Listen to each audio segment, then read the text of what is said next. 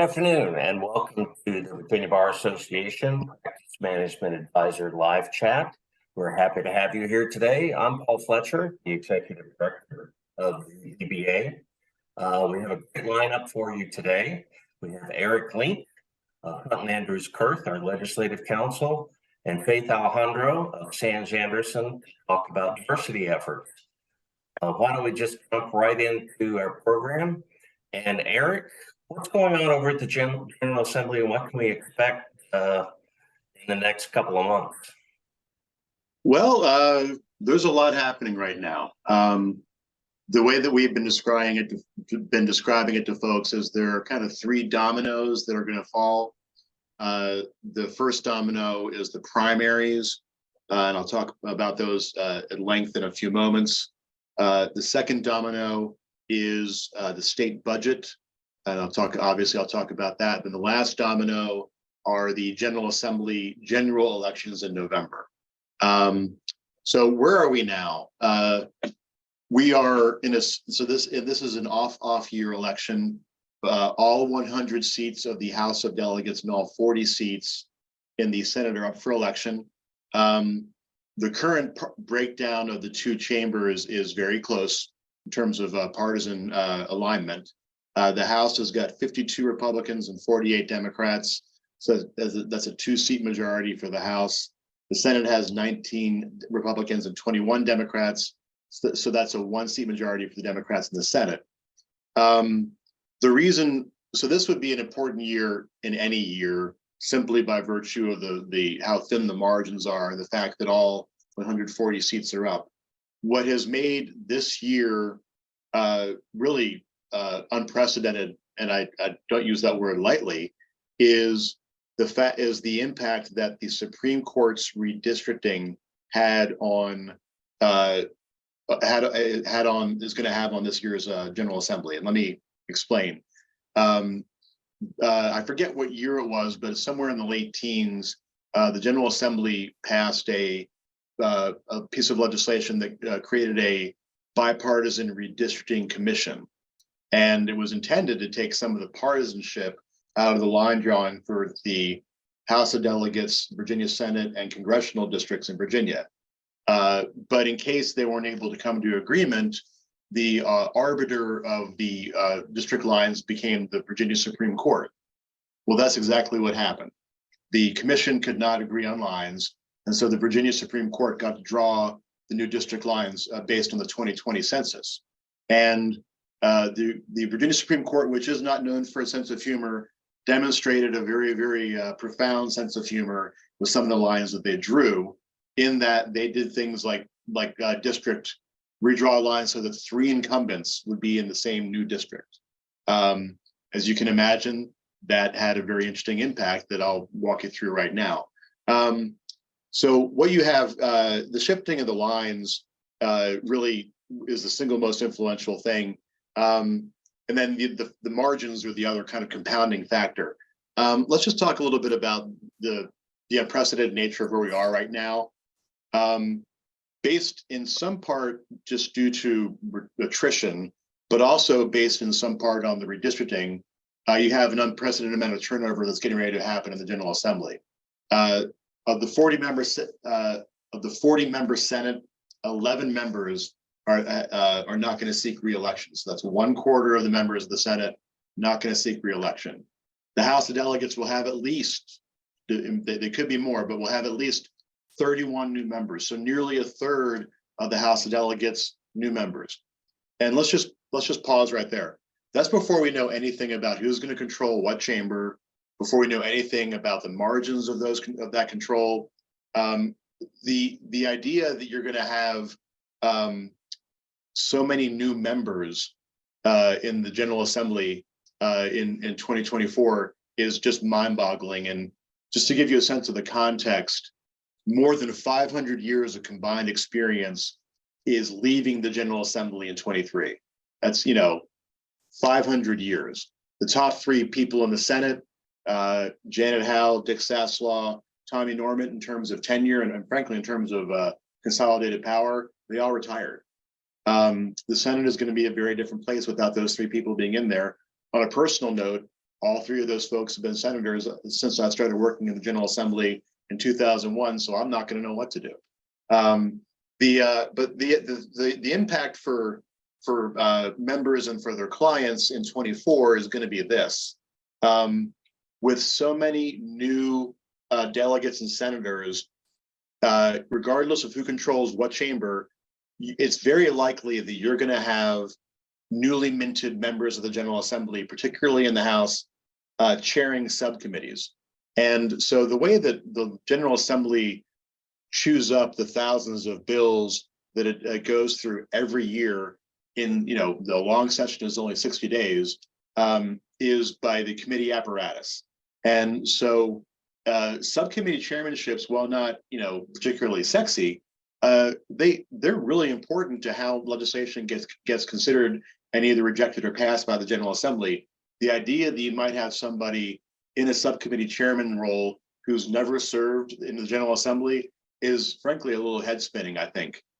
So I think what you're going to see is, regardless of who has control of the General Assembly, a very heavy reliance on those people who have served before. That what that means is a consolidation of power and a fewer number of hands. And I think that what you will probably see is some fits and starts, particularly early in session. Those of us in the lobbying community have joked that we're going to give all the new members name tags so that we know who they are, and then we'll also tell them where all the bathrooms are. I think that if you want to go to partisan control, I think that given the margins in each chamber, it's really hard to predict. We've looked at the primaries, and I'm going to talk more about them in a second. But we think the control of the General Assembly in the general is going to come down just to a handful of seats. If you look at the numbers, some of the districts are pretty safe for one party or another. So it's probably only going to come down to a handful of seats. So what are the three possibilities? You get an all Democratic General Assembly, you get an all Republican General Assembly in terms of, the majorities, or you get a mixed, which is what we have right now. I think the most compelling is probably the all Republican, because that would certainly be against kind of the Virginia trends, but it's a very real possibility. And if that were to happen, I think that Governor Youngkin, if the Republicans get the House and the Senate in November, I think you can expect to see Governor Youngkin claim some credit for that, and that would be appropriate because he is out campaigning and raising funds for the Republican caucuses very aggressively. And just a note on that, there were some reports earlier in the year that Youngkin was going to run for president, and then you heard more recently that he was not going to. There is a scenario that it was very possible, and that is if the Republicans do get control of the House and the Senate after the elections in November, and Youngkin can claim credit for that, particularly in a state that's kind of purpling up, so to speak, in terms of the partisanship. I think that he might springboard himself into the national conversation, because he would be able to say, I think credibly, hey, I was able to go ahead and not only keep at the House of Delegates, but then help the Republicans get the Senate. I clearly have the right stock to help lead the country. Something to keep an eye on. Before I start talking about races in general, there is one other thing that I want to cover. Actually, there's two other things I want to cover. One is money. This is hands down this primary season. The primaries are on June 20th, so just in a week. This is one of the most expensive election cycles to date. Over $37 million has been raised by a candidate. The governor alone has raised $3 million in support of Republican candidates. And just to put a point on this, that is, I don't have the data in front of me, but 37 million and then 3 million coming just from the governor. Those are incredibly high numbers. State political races typically, you just don't see numbers nearly like this. Just to give you an idea of who's pumping some of that money in, Clean Virginia has contributed more than 1.75 million to candidates this year, including 5 six-figure contributions, 3 of which went to candidates primarying sitting senators. Now, you can't mention Clean Virginia without mentioning Dominion. So far, Dominion has donated $1.25 million in 2023. Now, those numbers are a couple of weeks old. They probably have gone up, but the most recent reporting cycle hasn't closed yet. Sonia Smith, who was the wife of Michael Bills, Michael Bills is the man behind Clean Virginia. He's the billionaire out of Charlottesville. She has donated over $500,000 this year to Democratic candidates. This is a colossal amount of money for state races, and really, I think, shows you the seriousness with which many different entities take state politics now. The last thing I want to mention before I start talking about individual primaries is the budget. The budget, let me get to my notes here, sorry. So when the General Assembly adjourned in March, or pardon me, the end of February, they adjourned without having agreed to a budget. That is not particularly unusual, particularly in the last 20 years or so. That's a pretty common occurrence. The interesting thing is they are not under any real compulsion to pass a budget. The Virginia budget is a 2-year budget, so the budget that was passed during the 2022 General Assembly would still be in force and effect if there's no budget passed this year. The problem is when you don't amend the budget, which is what they're supposed to do this year, you're not accounting for increased revenues. You're not accounting for programmatic changes in direction.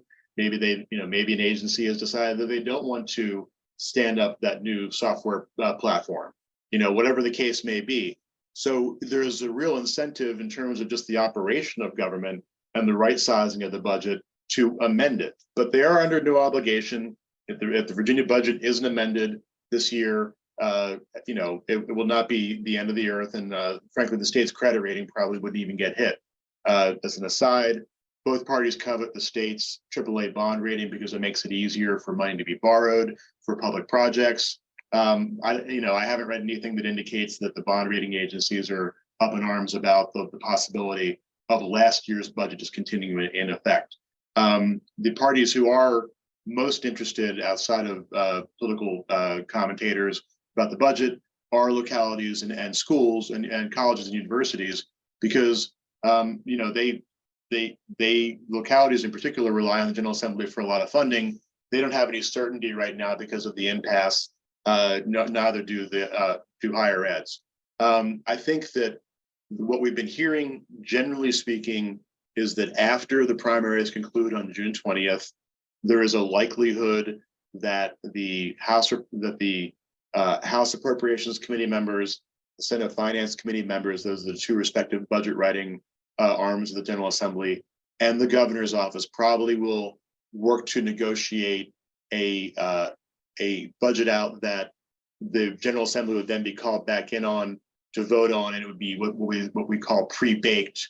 It would be pre-negotiated. There wouldn't be a lot of debate about it. That's a lot of me talking and a lot of you guys, hopefully listening. Before I start talking about the primaries and with my remaining time, are there any questions that anybody has out there? Let me check the chat. Okay. Well, you asked for it. Eric, I have a question. Sure. It has to do with the budget. Is there any process by which anybody that would want to get something added, say there was a VBA section that wanted to see something included or whatnot, are there any steps that could be taken now, or is it kind of along the glide path you mentioned? No, Paul, it's a great question. What you're describing is a pretty inside baseball situation, but definitely a possibility. Let me explain. When each chamber introduces its version of the budget during the General Assembly session, and then this is just the way that it always goes, the other chamber rejects the originating chamber's budget, and they go to conference. And when they go to conference, about 10 to 12 budget conferees between the two chambers are named. I think it's like 5 for the Senate, maybe 7 for the House. I can't recall the exact numbers, but then those conferees sit down and they're the ones that actually hammer out the budget. If one of our sections wanted to get something in, we would identify the conferee that has responsibility for the area in question. So let's just hypothetically say that the healthcare, let's take a better example. Hold on. The criminal law section wanted to do something with funding for the Department of Corrections. You would find the conferees in each chamber who are responsible for that portion of the budget, and then you would lobby them. And that is happening right now. I mean, it will probably happen more after the primaries. But yeah, Paul, to your point, the budget is not set in stone, and there are certainly people and entities out there seeking to get the conferees to introduce some things into the budget, at this late hour, so that it gets included in whatever gets voted on. Okay. Yeah. And so, thank you. And if anybody wants to go down that rabbit hole with me some more, please contact me offline, and we can talk about the parallel universe that is the budget conference and last minute amendments. Want to turn. I've got a couple minutes left. I want to turn real quickly just to a couple of the more interesting primaries. Sorry, I need a second here to scroll through my notes. Probably the most compelling primary that occurred as a result of redistricting is the 18th senatorial district. Here you have Senator Louise Lucas, sitting senator in the General Assembly since '92, so that's a long tenure, going up against Lionel Spruill. He's been in the legislature since '94. So here you have, two senators with, 60 plus years of experience between the two of them, going head to head in a primary. And, both these guys, because of the length of their service, are very senior. They have, great committee assignments. So this is one of them is not going to be back in the General Assembly, which is, kind of crazy when you think about it. This is probably, if you're in the lobbying corps like I am, this is probably the race that has your attention the most because of the factors that I just described. We've heard different kinds of things coming out of, each campaign has its own polling. We've heard different kinds of things coming out. I think this race is too close to call, just because of the tenure that both of these folks have had in the General Assembly and their deep involvement in the community. Their major difference is stylistic. Louise Lucas is a social media performer. She is constantly posting to Twitter, whereas Lionel is usually boots on the ground campaigning in the district. It's just going to be really curious to see how this race turns out. And then another, I've got about 2 minutes left. Another race that I would highlight for everybody is, hold on, let me find it. I apologize. Here we go. No, not that one. The 11th district, which is Albemarle County in the Charlottesville area. Here you have Cree Deeds, well-known state senator, ran for governor. He's been he's been in the Senate since 2001. He is being taken on by Sally Hudson. I think she just completed her second term in the House of Delegates, so she is trying to move up into the Senate. And this race kind of encapsulates the money situation I was talking about. Hudson receives a lot of contributions from Clean Virginia, whereas Cree is raising money the old-fashioned way, going out and holding fundraisers. And not saying that Hudson isn't holding fundraisers, but the difference is she will not have to hold as many, which means that she can devote more time to campaigning. This is one of the influences that outsized contributions can have. They can free up the recipient to go out and campaign, whereas their opponent, like Senator Deeds, is probably devoting more time to campaigning to fundraising than he would prefer. I see that I'm at the end of my 20 minutes. If anybody has any questions, please feel free to contact me. I hope everybody has a good afternoon. Have you heard, Eric, have you heard anything about the Deeds Hudson race? Is it? Everything you hear is anecdotal about internal polls. I don't believe any of the polls, mainly because if you actually put the poll in front of me and let me read it and analyze, that'd be one thing. It's almost always hearsay. And campaigns have a very strong habit of bending whatever they receive in the polling to their benefit. Okay. Well, thank you. One of the things before we turn to Faith to hear her presentation is I wanted to make sure everybody knew that we have a lineup of meetings over the next couple of months, starting with a program on June the 28th at 3 p.m, 4-hour sections on how to prepare and get ready for the 24 General Assembly session.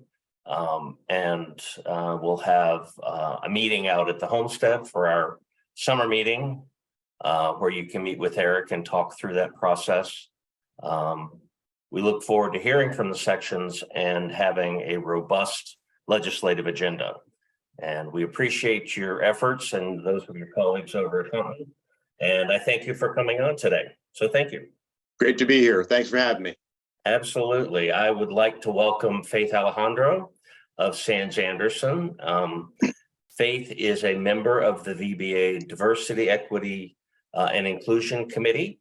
And she is getting ready to share her screen and a PowerPoint about the Mansfield Rule and diversity efforts at law firms. So Faith, please take it away. Thank you, Paul. Appreciate the opportunity to be here with everyone today. Eric, fascinating presentation, and for sure I serve on the Labor and Employment Council. We're going to be having some ideas that we'd love to set forth, so I look forward to connecting with you on that. So it's my pleasure to be here today.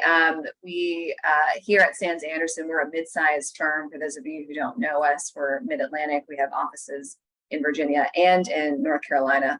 And we have just recently accomplished a very important milestone in our diversity, equity, and inclusion journey. We've accomplished Mansfield certification as a mid-sized firm. And we are one of the first 3 firms in Virginia to do it. And once it became clear that we were going to hit that mark, I reached out to Paul and offered to just talk about our experience in going through that process. Some of my colleagues said, no, don't go on there and tell all of our competitors how to do this. But this is a topic that I just believe that all firms, we can all do better in terms of increasing diversity in the legal profession. There's a ways for us to go, particularly if we want to try to have a legal profession that better reflects the community and the public that we serve. So it's my delight to come and talk about our journey, with a hope that if you're thinking about something like Mansfield, or if you just don't even know what it is and you're just here to learn about yet another way to move the needle when it comes to diversity, equity, and inclusion in your legal professional workplace, and I look forward to offering some information to increase, advance that approach. So to just start with basics, for those of you who might not know what Mansfield is or don't know all the specifics, Mansfield is a program that is facilitated by a company called the Diversity Lab. The Diversity Lab is a company based out of San Francisco, and their whole focus is to increase diversity in the legal profession. And in, I think, 2016, they had sort of a Shark Tank style competition where they invited law students and law firms to pitch ideas for the next big thing in achieving diversity in leadership and law firms. And the winning team set forth an idea that said, let's take the Rooney Rule from the National Football League and apply it to the legal profession. So the Rooney Rule, if you don't know what that is a rule that came out of the NFL in the early 2000s, I believe, when the NFL caught fire for, at that point, it was reported that every head coach in an NFL team was white. And people were asking the question, wait a second, the majority of players on the field are Black or people of color. And how can it be that not a single racial or ethnic minority is in that top coaching position? The answer can't be that there's no talent. And so people were asking questions about what is the NFL going to do about that? So the NFL adopted this rule called the Rooney Rule, and they made a commitment to say that for every head coaching and senior coaching position that was available, that they would make sure to interview at least one person that identifies as a racial or ethnic minority. The success of Rooney has been a mixed bag. Some people were very excited about it at the beginning. There's been some pushback and some controversy. If you were to Google the Rooney Rule right now, you would actually see some information about a lawsuit that was filed, I think, a couple years ago, from a coach who believed that he was put through the paces of an interview. He came from an underrepresented racial minority, and he felt that it was performative, that it wasn't a genuine interview. And so he brought a lawsuit. I think last I checked, that is headed towards a settlement. But in any event, that rule is what inspired the winning team at the Diversity Lab Shark Tank competition in 2016 to say, let's apply that idea to law firms. And so by 2017, the Mansfield Rule was born, and the Diversity Lab set up a program whereby law firms could make the commitment to make sure that its candidate pools for important business development and leadership opportunities would be diverse by a certain metric. And they have shown why the reason why we need something like Mansfield is born out of research that shows that when you only have one woman or one minority in your candidate pool for hiring or promotions, the chances of them getting hired is just basically zero. Unfortunately, is what the research bears out. When you have more than one woman or more than one minority in those candidate pools, however, the chances of increasing one of those two individuals increases by a giant exponential factor. For women, the factor is by 79 times. For minorities, it's 193 times is what the research bears out. So Mansfield really understands that evidence-based research and has applied it to law firms across the nation. The success has been demonstrated as well. It's been available since 2017, and data is showing now that the firms who adopted Mansfield early have grown in their leadership in terms of diversity by a factor of 30 compared to firms that did not, adopt that rule. So, the reasons to do Mansfield are out there. It seems like an effective program, but really up until 2020, the market for Mansfield firms has really been dominated by big law. And it sort of makes sense. Big law has a lot more financial resources. We in the mid-size space, I mentioned we're a mid-Atlantic firm, but we have 70 attorneys. So we're firmly in the mid-size market across all four of our offices. We don't have a chief diversity officer, right? We don't have large summer associate classes that come through our firm. We have classes that are more like 0 to 2 people, and we don't always hire from our summer associate classes. We don't have large classes more like 20 plus that I hear about from my friends in big law. We don't always have budgets. We don't always have just a lot of resources to do D&I. We have to be a lot more thoughtful and intentional about those efforts. So what we see now is that big law has really embraced the Mansfield program, and as you can see, nearly 70% of big law is a participant in Mansfield. So if you're in big law and your firm is not a Mansfield participant, you're actually behind now. So in 2020, though, the Diversity Lab, I think, realized that there's a good population of law firms that are not participating in Mansfield because the requirements were a little onerous in terms of data tracking and all of that. So they modified their requirements and modified them to what you see on the right side of your screen. And we took a look at those requirements in 2020 and asked ourselves, can we do this? So what the mid-size rule requires is that for every attorney hire, for every promotion to equity partnership, for every appointment or election of your president or your managing partner, whoever the top lawyer is who's managing the firm, and then for your firm leadership positions as well. For us, it's our board of directors, our practice group leaders, compensation committee, and our associate and counsel committee. And for every marketing pitch, for all of those leadership and business development opportunities, you have to make a commitment that the pool of candidates that you're considering, genuinely considering for those opportunities, is diverse by at least 30%. And when we're talking about diversity, we're talking about women, we're talking about racial minorities, we're talking about people who have disabilities and people who identify with the LGBTQ plus community. There's also a requirement to post job descriptions and explain the process by which you can attain these firm governance positions. The idea being that if we're more transparent about how you can become a firm leader, then maybe you won't self-select if you're someone who's from an underrepresented group. Maybe you'll think about it as a real opportunity as opposed to thinking, oh, that's not for me. I don't think I have, those qualifications. So as you can see, the mid-sized market has not yet fully been penetrated with the Mansfield program. And so we decided to jump on in, and this came at a perfect time for our firm because since 2017, we've taken intentional efforts to really focus on our D&I efforts. We rebooted our committee, our diversity and inclusion committee, which I chair, back in 2017, and just had a lot of programming, took a lot of steps to really institutionalize D&I and make it part of the fabric of our firm. We have a budget, we have a committee, we report to the board. Just a lot of initiatives to set us up for this moment in time when we decided to go ahead and do Mansfield. And we believe that that's been a big part of success, is that early work that we did several years ago.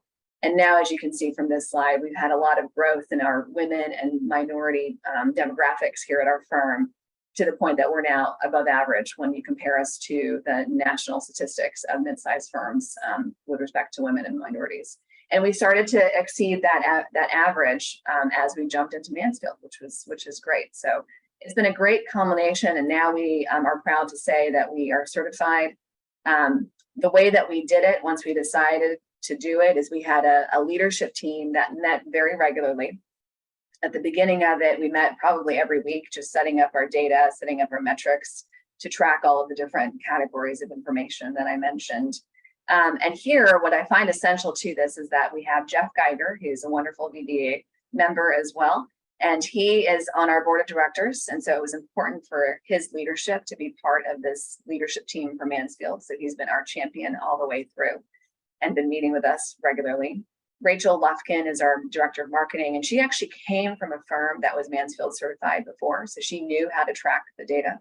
And then Janet Broadway, our HR director, who was also at that time really leading up our recruiting efforts, also participated and gave us important data to track everything. And then my role as the D&I chair was really to drive everything, keep us on target, and to do monthly reporting to our firm about our progress until the point was reached where by April of this year, we were able to achieve certification, and now we're able to proudly wear the badge of certification. So just at the outset, some of the benefits I wanted to just capture for Mansfield for us has been employee engagement.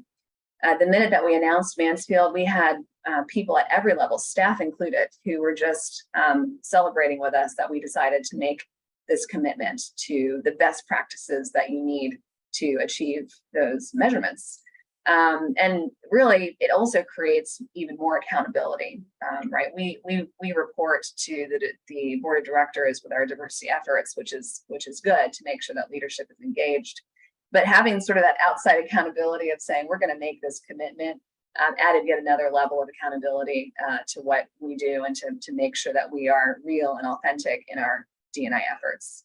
And it comes from the adage that the Diversity Lab really puts forth, which is that what you measure is what matters, right? So we do a lot of measuring of compensation and productivity and cases and revenues and all that. But if you start measuring diversity and inclusion, diversity efforts in a way that shows real progress, that can really show what matters to a firm. It's tapped us into a wonderful community of other like-minded firms making this commitment to DEI and across the country. And so we're able to benefit from their experience and share ideas and resources with firms large and small across the country, which has been wonderful. And we've basically made it essential to our strategic growth. Not only that we become more diverse, but that we have it in our leadership, and that we're also seen as among the first to do it. It started to really matter that we can prove to the community that we serve that we are leading these efforts our clients care about it increasingly. So they want to see us do it in a big, real way. And then I think that's what the Mansfield badge means now, is that this is a firm that has made the time commitment and the financial commitment to this program, and that we're doing it in a real, authentic way, not just a check the box performative kind of way.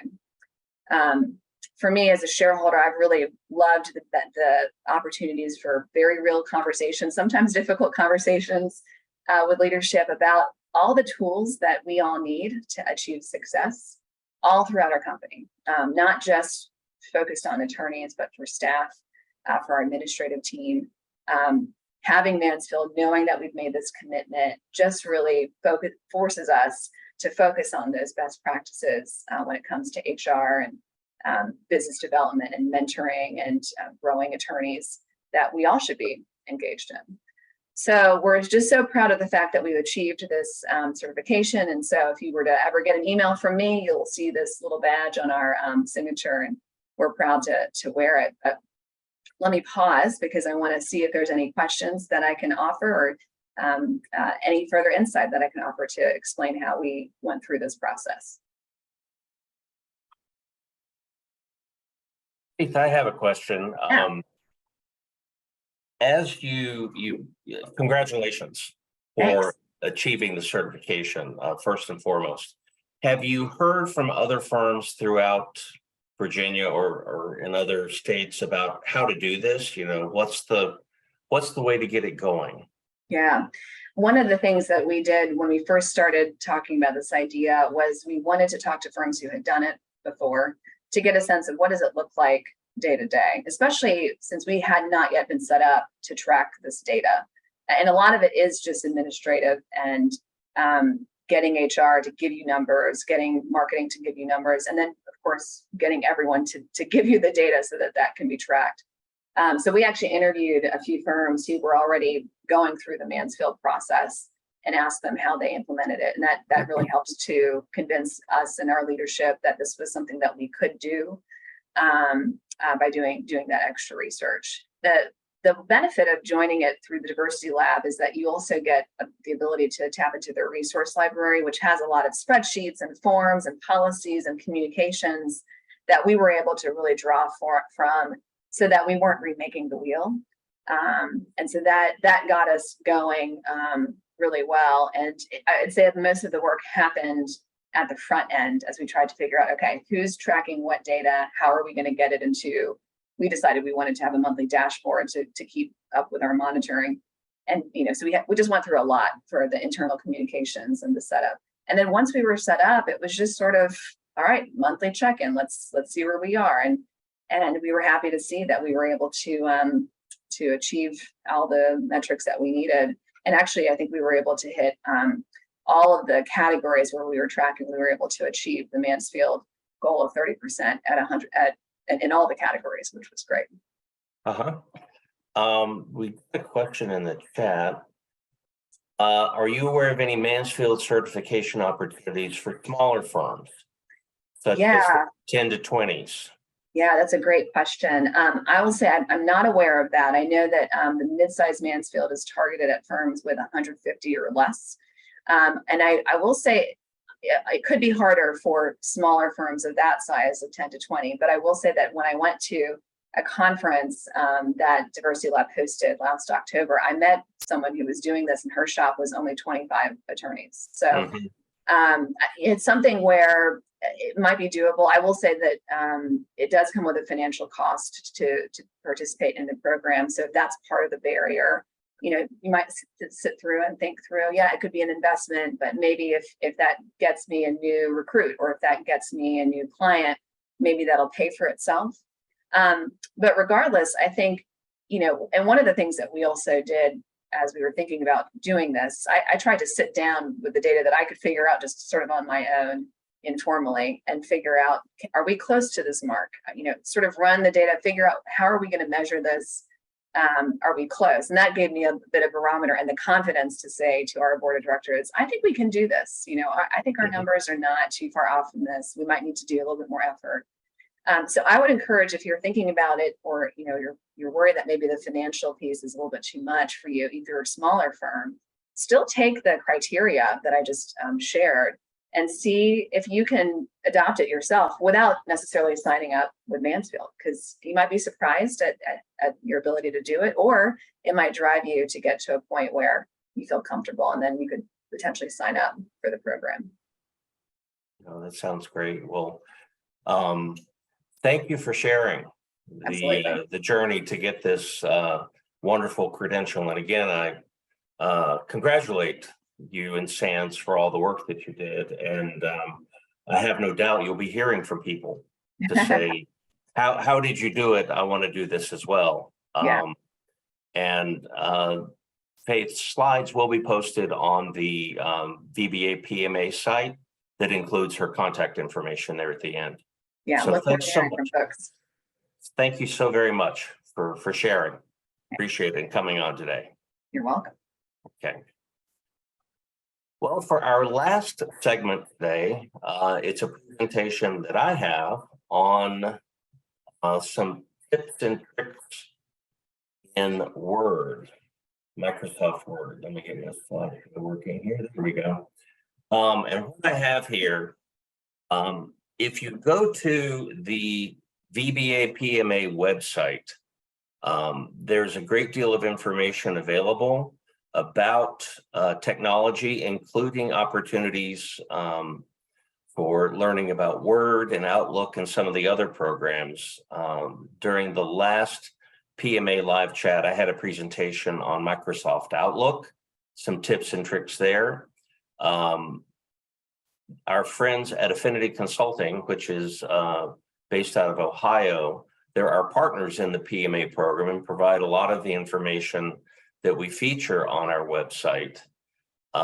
They put together these programs. They put together this particular set of slides that I kind of sliced and diced and came up with some stuff of my own.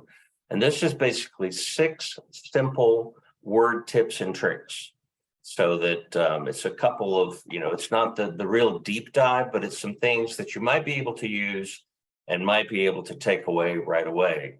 After I give the presentation about Outlook, there was one particular point that, a senior partner at one of the firms says, wow, I never knew that. And I'm glad I do now. So you never quite know what's going to resonate or not.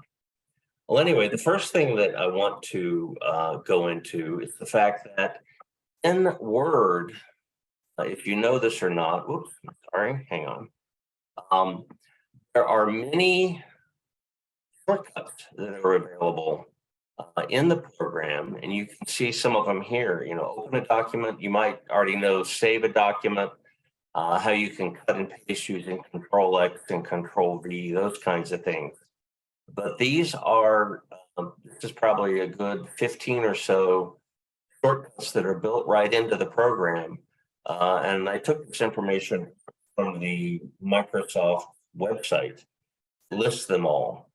So I won't go through each of them, but I would ask that you take a look at the slideshow, which will be on our PMA site as well. We'll be posting it after this program. We'll also be posting a video of the program. So if you saw any part that you wanted to see again, or if you want to suggest to a colleague that he or she take a look, shortcuts will be quite helpful for you. Okay. And one of the things that you can do in Word is you can create your own shortcuts.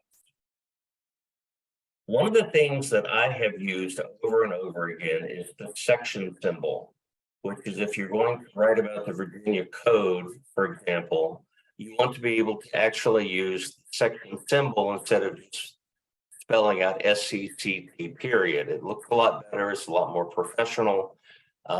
It's not hard to find section symbol, but it can be a little clunky.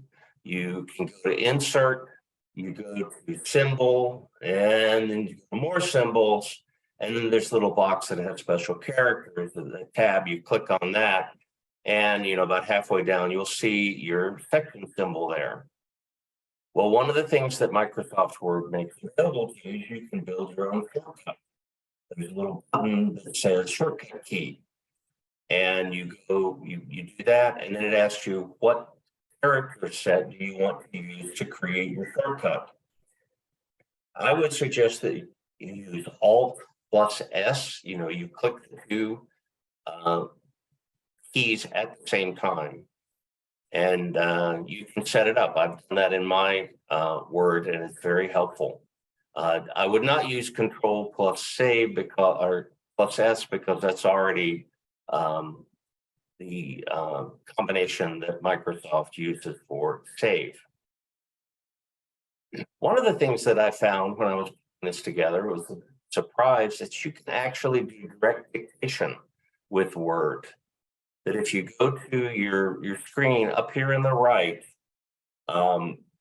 it says dictate, and I clicked, I turned it on, and these are words I actually created. This is the dictate function from Word, and you can dictate right into a document, and then you can edit, beat it into shape, figure it out, but you can get your thoughts on paper, so to speak, right away using the dictate feature. It's available there. A couple of different ways you can use PDFs in relation with Word. You can certainly save a document. Instead of saving it to a Word format, you can save it as a PDF. One of the things that you should click on here, and this is one of the slides from Jeff Schoenberger, our main contact at Affinity. Click this little button. You go to Options, click this little button that says PDF/A compliant. And what that means is that all the fonts get embedded into the particular document. It's a lot more compliant. It looks more like your original document. It is it's one of those best practices to use that. So that's an easy one to set up. Just follow these directions that are here. You certainly can email PDFs as well, and there's a set of directions how to do that as well in terms of sharing documents. What happens if you don't save your documents, or you were working on something and then got into something else and then realized, oh, I didn't save it? Well, you can set up Word to help you with that. If you go to your options, you can set up an auto recover function, and you can set the amount of time, the time interval that you use it that way, right there in a little box that they have. And if you close it without saving it, you can keep the last auto recovered version of your document and pull it down by going to your info, and then you recover unsaved documents that way. This will help you if you make the mistake of somehow not capturing your document. The last item that I have for you is being able to strip formatting out of text when you cut and paste.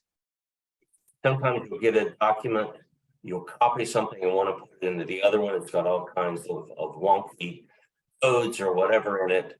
You can avoid that headache pretty easily. When you get ready to paste, you'll see this little set of icons right here. The far left one, you keep the source formatting, whatever codes and whatnot are in your document. If you want to do that, go ahead. You can merge it. Or if you do the little clipboard with just the letter A on it, your information will come in as pure text. And that way you can mix it up and format it however you want to match the rest of your document. I want to say thank you to Jeff Schoenberger for sharing all these materials. Take a look at what we have available on the VBA PMA website about Word, about Outlook, some of the other programs that you're going to be using commonly. And the last thing I wanted to share is that we have, in addition to the legislative program on June the 28th, we also have the quarterly VBA PMA webinar that will come on basically same time, same channel as this. It'll be a Wednesday at noon and last about an hour. The program that we have on June the 28th is creating a written cybersecurity plan for your organization. So cybersecurity is always at the front of the headlines. It's an important concern. Please join us, because we'll have our friends at Affinity will be bringing you some very valuable information. And with that, I believe we are done for today. I thank you very much for joining us today. I thank Eric and Faith for coming on as our guests and providing some great information. And I look forward to seeing you next time. And I say, have a good rest of your day. Thank you.